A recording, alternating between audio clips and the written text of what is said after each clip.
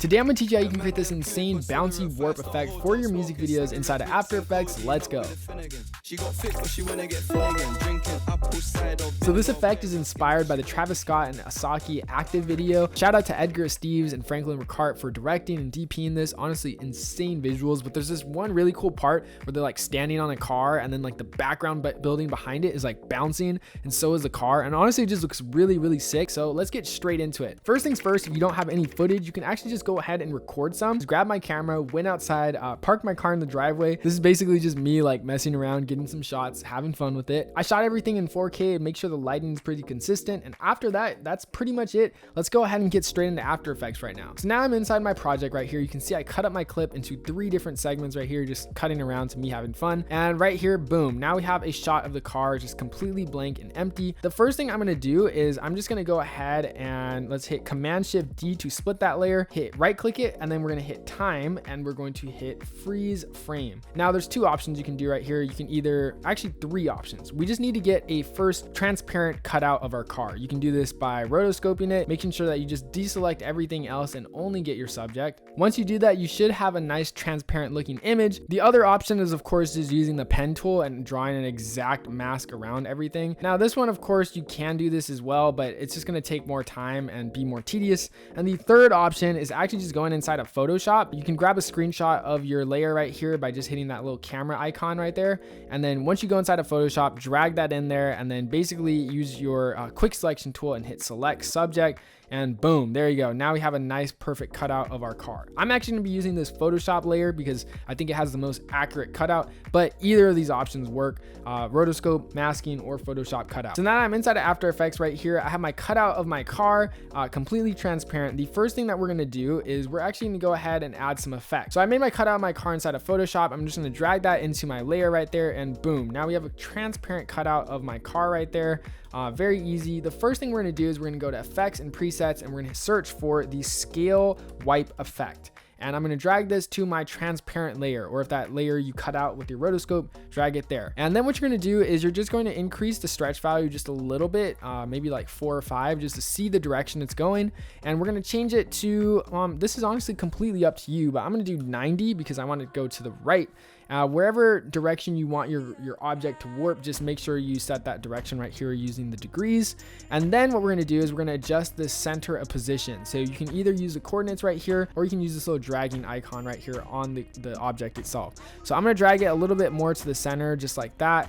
And boom, there we go. Now it's nice and perfectly aligned in the center because that is where I want my car to start warping. What I'm gonna do next is I'm gonna select this transparent car layer one more time. I'm gonna hit Command-D to duplicate it. And what I'm going to do now is on that top layer, I'm going to delete the scale wipe. And now I'm going to actually just grab my pen tool once again, and I'm going to drag and cut a very rough mask. Now you can see I'm just cutting this in the middle right here, and the rest of this mask can be like really large because the rest of the car is transparent, so no need to do that. And what I'm going to do is I'm going to hit the drop down on that new mask you created, to drop down on mask 1, and then increase the feathering just a little bit, maybe like 79-ish or whatever. That's basically going to be the end of our object layer. So now once that mask is made, you should have something that looks like this of that new top layer that we just created, and this will just be the end of that object. Now we're going to turn the layers back on, and we're actually just going to keyframe everything. So I'm going to hit the drop down right here on both of these car layers. I'm going to label this top car layer right here. I'm going to make this like a pink color, because this is the end of our car layer, and then this is the stretched part of our car layer. So very important. We want to separate those. Now, before we do the next thing, I really quickly want to let you know about our automatic AI music video editor plugin for Premiere Pro. And as you might assume, literally from the name, that's what it does. It automatically edits your music videos and any visual effects needed for your project. It's super easy to use. All you do is drag and drop 3 things: your performance takes, your B-roll clips, and your music track. And then AutoEdit will automatically cut out all the bad B-roll takes, construct a timeline based off the beat of a song. So it will automatically edit your music video to the beat of a song by adding like beat markers and beat detection. And then from there, it will literally create a sequence of all your best performance shots, essentially laying out the foundation for you so that you can focus on the creative parts of your music video. And then even to take it a step further, it can automatically add visual effects to your timeline based off that edit. So it will create transitions, overlays, camera shakes completely automatically on beat to the song. So giving you even a further foundation so that if you have really tight deadlines for your music video projects, or you really need to crank out an edit, you can do so within minutes, not hours. It's super easy to use. If you want to check it out, I've linked down to it below at 11%.net. Let me know what you guys think. Now let's get back to the tutorial. What we're going to do is we're going to decrease that stretch back down to 0. We're going to hit a keyframe on the stretch right there. This right here is going to be the start of the bounce, by the way. So just keep in mind that. And then we're going to go up right here to this top car layer, this transparent car layer. We're going to hit a keyframe on position. We're going to right click the position and we're going to hit separate dimensions. That's going to be very, very important later on. Just remember to do that. Then we're going to go a couple frames in, maybe like, I don't know, 20-ish frames. Actually, maybe like 10 frames because I want the effect to be a little bit faster. What I'm going to do is I'm actually just going to increase the stretch now to however far you want it. So let's do like, yeah, 4.4 is cool. Then I'm going to go a couple frames after and I'm going to decrease that stretch back down to 0. And so boom, there you go. Now we have this cool stretching effect. Very, very important. Before we keyframe any of this transparent car part right here, now we're going to go back up to the pink layer right here and we're going to go to the middle keyframe where it's stretched out the most, and we're just going to increase that position all the way to the edge right there, however far we want the car to be stretching. So maybe something like that. One thing I noticed actually is you might actually have to adjust the angle or the center of position for your stretch effect, and this is solely due to the fact because it might not stretch the parts that you want to stretch. So you can see right here, it kind of just like stretching this bumper, and then the bumper continues right here. So there's a couple things I can do. I can either just move the center farther to the left, and then that way the bumper is completely stretched. Or the second option is I can just adjust the mask right here of the pink car layer. So I can just make it more like that. So it literally is just stretching at the parts. Boom, there we go. That's kind of a cool way to adjust the mask so that way it blends in. So it looks like the car is not like cut in half, but it actually being stretched.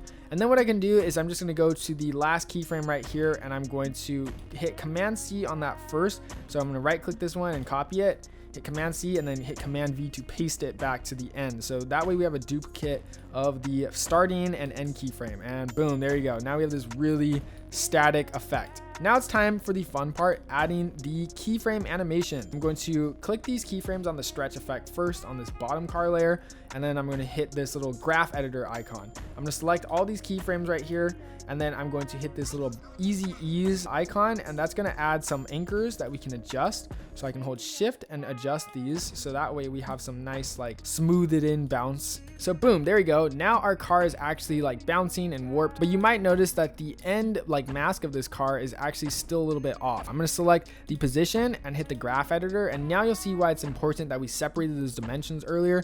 When I hit this easy ease keyframe, we'll actually have anchors where if you don't separate those dimensions, you're not going to be able to use these anchors to like keyframe inside of After Effects. It's really stupid that they do that. I don't know why they just like make it together, but I don't know. That's the way it is. I kind of adjusted some of these keyframes by making that same easy ease animation graph, and boom, there we go. Now the end of that car actually follows the stretch and it's not like offset. So it's just making sure you're gonna have to kind of manually adjust those graphs a little bit, but make sure they line up. There you go. Now we kind of have a cool stretch. However, you might notice that the end of this car is still stretched way farther than the edge. So what we're gonna have to do here to fix that is we're going to, it's a boring answer, you're gonna have to mask it. It's very easy though. I mean, it's literally just grabbing your pen tool right here. We're going to right click this right here. We're going to hit pre-compose, and then we're going to select move all attributes into new composition. Hit OK.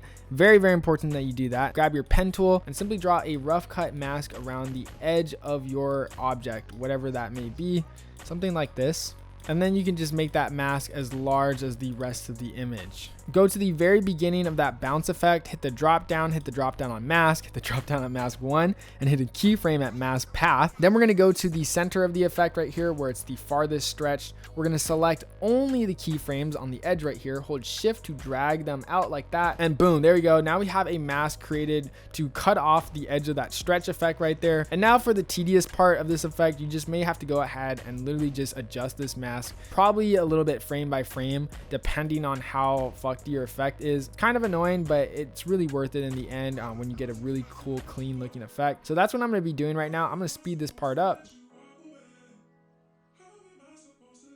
And boom, there we go. Maybe after a minute or two of masking, we have a very clean effect where the bounce effect is completely cut off. And lastly, to just clean up this effect and make it look more realistic, we're going to select this transparent pink car layer right here, and we're going to turn on the motion blur, and ta-da, there we go. Now it's created some motion blur, so it's kind of like blurry when it's moving really fast, and that will really just help clean up any rough edges right there. We can also go ahead and increase the feather of that mask that you just created for your subject, and that way we have some more rough edges cleaned up. And yeah, there you go. There you pretty much have it, a cool looking bounce effect. However, my object is still in front of my subject. That's kind of a mess. So what I can do, this is actually really simple. All I'm just going to do is select all these bottom clip layers, right click them, pre-compose, make sure I move all attributes into a new comp, drag this comp right here to the top of my After Effects layer, and then I'm literally, watch this, literally going to draw a simple mask just like that, boom, around my subject, leaving my subject out, and then I'm just going to hit Command D, duplicate that layer, drag it all the way back down to the bottom right there, select that mask that we created and hit invert, and ta-da, now we have a mask of our subject in front of our car as it's bouncy. And if you want to create it even more realistic, you can just go ahead and feather that top mask so that it's just a little bit more clean and merged together. And yeah, there you go. There you pretty much have it, a cool bouncy effect. And of course, if you want to add more bounces, you can literally just select all the keyframes we created earlier along with the mask, hit Command C, and then hit Command V to paste it. Click on your pre-comp and do the exact same thing with that CC scale wipe right there. So Command C and Command V, and now you can see if we go back to our effect, we have 2 bounces, and it's like the perfect consistency because we already masked everything. So this effect is really like do everything once, duplicate forever. So it's a really cool, fun effect. If you guys found this tutorial helpful, then I definitely recommend you checking out this tutorial where we teach you how to create an insane 3D transition using no 3D rendering software.